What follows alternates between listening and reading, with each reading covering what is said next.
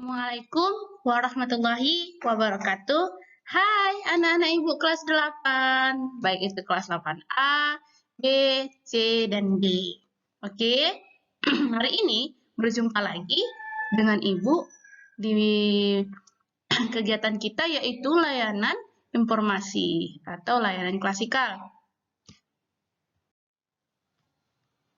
Oke, sebelum kita memulai pelajaran hari ini, Ibu berharap atau Ibu menghimbau untuk kita melakukan doa.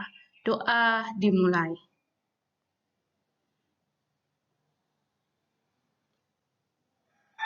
Doa selesai. Baiklah, anak-anak Ibu dalam keadaan sehat semua kan? Oke, Ibu mengingatkan kembali kita harus melakukan 3M, yaitu memakai masker, mencuci tangan, dan menjaga jarak. Materi kita hari ini adalah kecerdasan emosi dan pengendalian diri. Oke. Baiklah, di sini Ibu akan menjelaskan tentang pengertian kecerdasan emosi. Tetapi pertama-tama Ibu akan menjelaskan yaitu emosi adalah suatu hal yang begitu saja terjadi dalam hidup Anda dan Anda menganggap bahwa perasaan marah, takut, sedih, senang, benci, cinta, antusias, bosan, dan sebagainya adalah akibat dari apa yang hanya sekedar respon Anda terhadap berbagai peristiwa yang terjadi pada Anda. Sedangkan kecerdasan emosi adalah kemampuan untuk mengenali perasaan diri sendiri, perasaan orang lain, kemampuan memotivasi diri sendiri, dan kemampuan mengolah emosi dengan baik pada diri sendiri dan dalam hubungan dengan orang lain. Menurut Daniel, ada beberapa kemampuan yang menyebabkan seseorang mempunyai ego tinggi atau kemampuan tersebut adalah 1. Kemampuan memahami atau mengenali emosi diri, yaitu kesadaran diri untuk mengenali perasaan apa pada waktu perasaan itu terjadi. Perasaan itu terjadi. Oke, yang kedua, kemampuan mengolah emosi, yaitu mampu menangani perasaan agar perasaan dapat terungkap dengan tepat.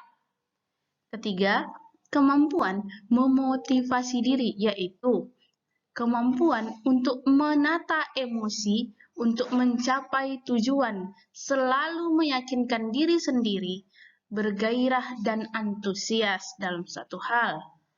Yang keempat, kemampuan mengenali orang lain, yaitu kemampuan untuk dapat berempati terhadap orang lain. Kelima, kemampuan untuk membina hubungan, yaitu kemampuan untuk dapat menularkan perasaan positif kepada orang lain.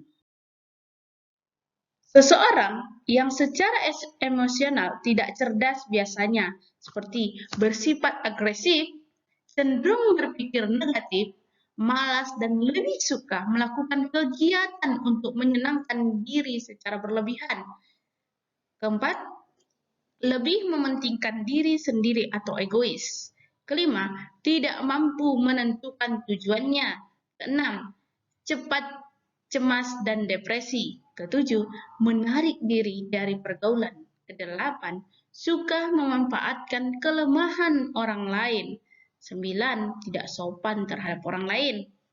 Dan terakhir, kurang percaya dirinya. Unsur yang membangun kecerdasan emosional yaitu memahami emosi-emosi sendiri. Yang kedua, mampu mengolah emosi-emosi sendiri. Ketiga, memotivasi diri sendiri.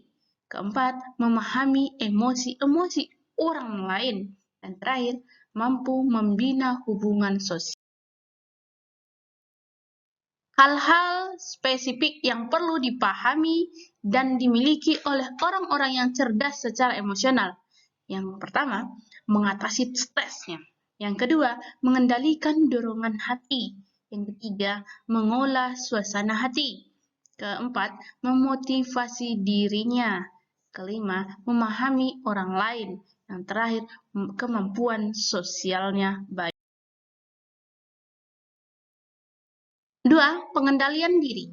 Pengendalian diri merupakan sikap, tindakan, atau perilaku seseorang secara sadar, baik direncanakan atau tidak untuk mematuhi nilai dan norma sosial yang berlaku. Mengendalikan diri tidaklah mudah, namun memberikan banyak manfaat. Sebelum lanjut ke penjelasan mengenai cara pengendalian diri yang dapat dilakukan dengan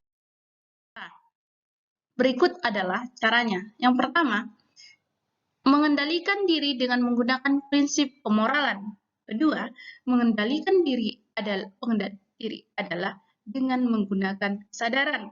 Yang ketiga, dengan perenungan. Yang keempat, pengendalian diri adalah dengan menggunakan kesabaran. Terakhir, yaitu menyibukkan diri dengan berpikir atau aktivitas yang contoh sikap dan perilaku pengendalian diri dalam keluarga. Hidup sederhana, tidak suka pamer harta, kekayaan, dan kelebihannya. Yang kedua, tidak mengganggu ketentraman anggota keluarga lainnya. Ketiga, tunduk dan taat terhadap aturan serta perintah orang tua. Yang kedua, dalam masyarakat. Yang pertama itu mencari sahabat-sahabat sebanyak dan membenci permusuhan. Yang kedua, saling menghormati dan menghargai orang lain. Ketiga, mengutamakan kepentingan bersama daripada kepentingan pribadi. Terakhir, mengikuti segala aturan yang berlaku dalam masyarakat. Patuhi dan taati peraturan di sekolah. Yang kedua, menghormati dan menghargai teman, guru, dan karyawan yang lainnya.